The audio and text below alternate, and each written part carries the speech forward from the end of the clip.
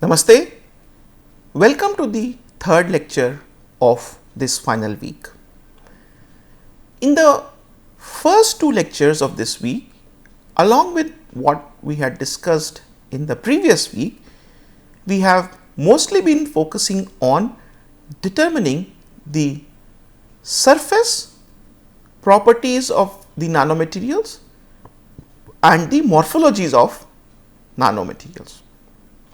We have also talked about the techniques which can be used to determine the lattice parameters, the bond lengths, the phase of the synthesized nanomaterials. If you go back to the first week, what have we talked about? We have talked that there are two aspects which are critical and are the parameters or features which actually modify the properties of nanomaterials, and those are the morphology, one. The second is the surface area of the nanomaterials, that defines the surface to volume ratio. And in nanomaterials, what do we have? We have the surface to volume ratio, which is quite large. That means most of the atoms are near the surface. Hence, they will contribute to the activity for which the material is being employed. So, let us today discuss the surface area determination technique, which is routinely used in the field of nanomaterials. We had also added a feature in our surface area calculations that the surface area can be modulated by changing the porosities of nanomaterials. Hence, how do we determine the porosities in such nanomaterials? This question would logically come to your mind. And once we know the porosity, the types of pores and surface area to volume ratio, then we have the information about the specific surface area, and then we have an additional information which is very relevant about nanomaterials, that is the surface area. Now, if you go back, we have discussed the parameters which can be determined using X-rays, the features which can be estimated using SEM, TEM, the surface structures which can be easily mapped and estimated using techniques like lead, read, time of flight, SIMS. If you now have additional information about the surface to volume ratio or specific surface area, you are having most of the desired information about nanomaterials which would be required to determine their final application. So, in today's lecture, let us start and discuss with the techniques which are used to understand and estimate the types of pores, the specific surface area, how it is done, and if you have different types of pores, can you have different types of isotherms, which will tell you the types of pores in porous nanostructures. What is a porosity? So, if you compare, for example, a solid brick with that of sponge, if you look into them from the dimensional point of view, then their dimensions, the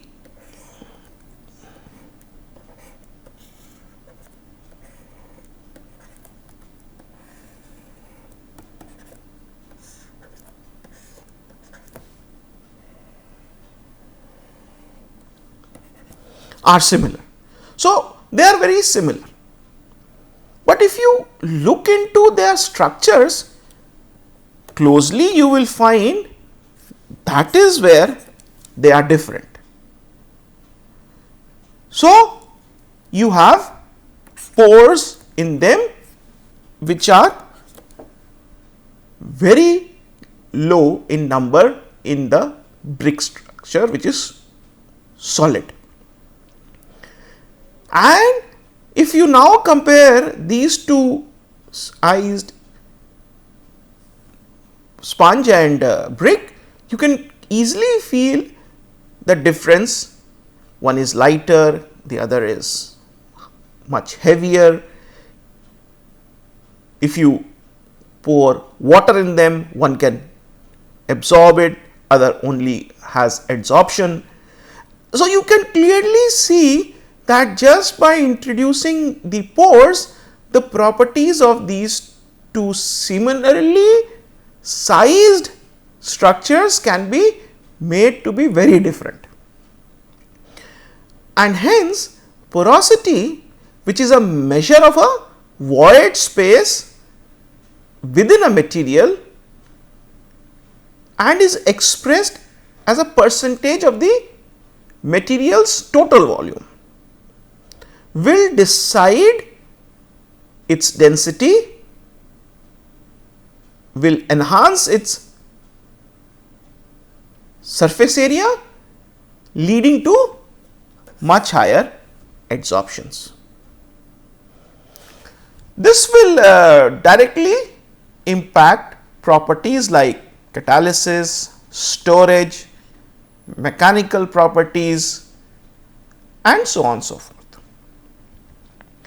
If you look into these structures, for example, let us say you have aluminum, gold and titanium.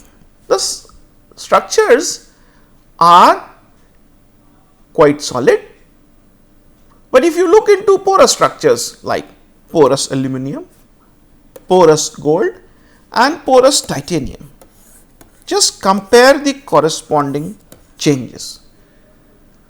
Clearly, they are different and their natures would also be different. Hence, if you have porous materials, what are the advantages associated with them? They have large specific surface area, they have modified electrical conductivity, high adsorption capacity, they are much lighter than solid counterparts, the porosities can be tuned, so their properties can be tuned, and they have well defined diffusion pathways.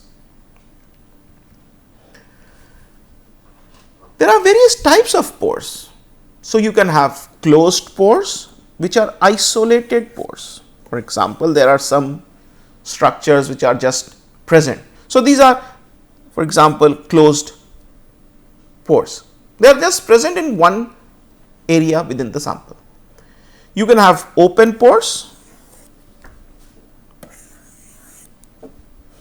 So, you can see it starts from one end and it is passing through the other side of the sample. You can have penetrating pores. They actually penetrate the sample up to certain levels. You can have ink bottle pores, the shape is like an ink bottle, and so on and so forth. So, you can have closed pores, you can have penetrating pores, you can have ink bottle pores, and you can also have open pores. Based on the pore diameter, what is the diameter of the pore? They are classified as micropores, mesopores, and macropores. So, micropores have a pore diameter of less than 2 nanometers, and mesopores, the pore diameter are in between 2 to 50 nanometers. Whereas, if you have pore diameters more than 50 nanometers, you classify them as macropores. And just by drawing these pores, then you can easily say that micropores will have a higher surface area per volume, they will have strong absorptions due to overlapping potential fields, whereas mesopores will provide better balance between the surface area and pore volume, will also allow the transport of molecules because they are larger, and macropores will act as transport channels for much larger molecules or even fluids, will have a lower surface area than the micropores or mesopores. So, these are the classifications and these are the consequences of the changing pore diameters. If you look into the definition of specific surface area, it is the total surface area of the material available per unit mass, and it is usually expressed in meter square per gram. This is what we had discussed earlier, and that defines the usefulness of nanomaterials. This is strongly influenced by particle size, porosity, as well as the shape and size of the particle, that is morphology. And the Bronner-Emmett-Taylor, commonly known as BET method, is used to determine the specific surface area. It analyzes the nitrogen adsorption desorption isotherms at liquid nitrogen temperatures, and the BET equation is given in this equation. So, using these equations, which takes into account the volume of gas adsorbed at STP, the monolayer adsorbed gas quantity, equilibrium pressure of adsorbate gas, the saturation pressure of the absorbate gas, you can determine the specific surface area by taking into account the BET constant. So, this is a typical way. You have the nitrogen gas first, which is used to clean the cuvettes, and you first install them in this degassing chamber, so that you eliminate any attached water surfaces or any adsorbate which is there inside the cuvettes before you do the measurements. So, you heat them at 100 degrees and purge nitrogen gas.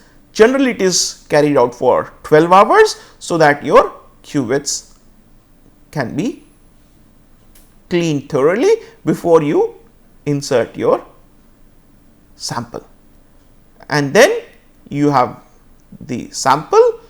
So, one is the reference, that is the sample which is constituting an empty cuvette, and then you have the sample in the second cuvette. This is the liquid nitrogen, the var, and then you take the sample and it is inserted in the liquid nitrogen.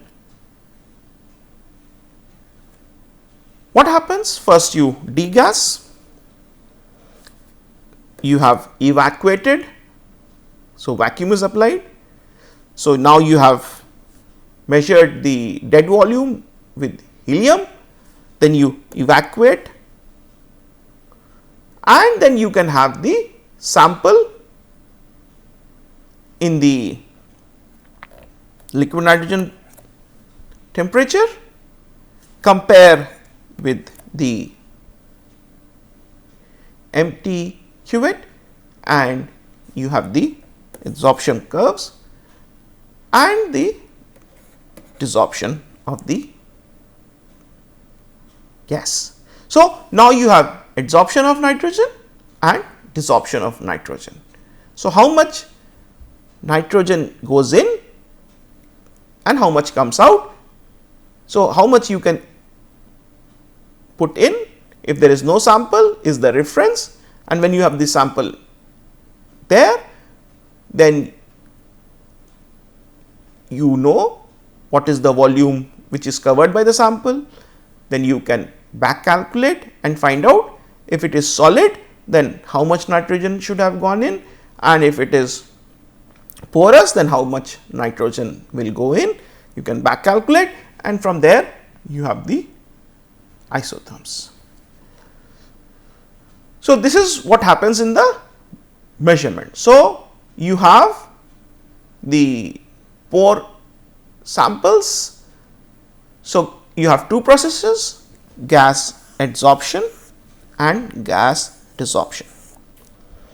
So, when there is an adsorption, then you have the gas, that is nitrogen, which is filling the pores and forming a monolayer on the sample. When there is desorption, what do you get? You have the pores which are completely filled, then you take them out and reach the condition when you have completely taken the nitrogen out. So, you have the condition where you first reach a saturation pressure, that means now you cannot put in more nitrogen, and then you take out the nitrogen. So, you have adsorption and desorption curves, and those will give you the effective surface area which is present. You have various isotherms. So, if you have microporous curves, you will have the amount of adsorbed nitrogen as a function of relative pressure, and you get different kind of isotherms. This is type 1, type 2, type 3, type 4, type 5 and type 6 types of isotherms. So, for example, if you see a curve which is showing an hysteresis like this, then it is related to mesoporous. If you have a structure like type 5, it is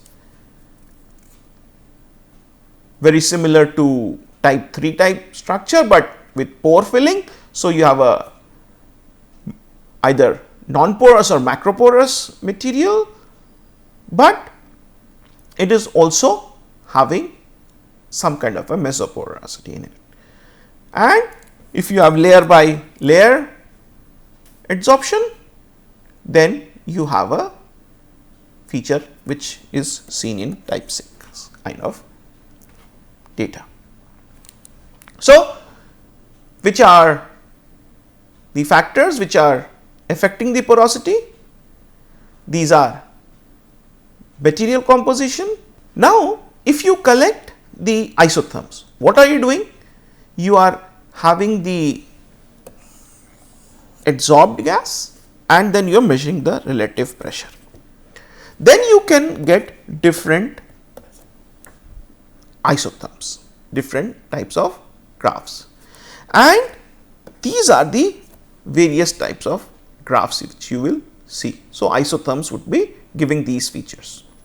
If you have an isotherm which is similar to this, you will find that the nature is the one related to the presence of microporous structures. And then you can have non-porous or macroporous structures. You can have non-porous or a sample with weak adsorbent absorbate interaction. You can have a mesoporous structure, or you can have type 5 type isotherm which is similar to 3, but it shows also appearance of a mesoporosity. Or you have layer by layer adsorption on a uniform non-porous surface. This is called as type 6 type isotherm. So, just by looking at the isotherm, you can now know the kind of pores which are present in the sample. There are various factors which will affect the porosity. Those are obviously the composition, the nature of the sample which is fabricated, the size and packing, the temperature, that is processing temperature, the crystallinity and microstructure, and if you have modified the surface. So, if you take a sample and change one of these parameters and then carry out a BET study once again, and if you get modulated BET isotherms, then you will immediately understand the impact of that parameter on the surface area and porous structures of the material which you are synthesizing, and that is very important to understand. So, for example, you can take a BET adsorption desorption isotherm for Mn3O4 nanoparticles, and from there you will get a specific surface area of 33 meter square per gram, and then you can correlate your findings with that of the SEM data. If you take, for example, MIL 101 nanoparticles, here you have structures like MOFs, and you can go to such high specific surface area values.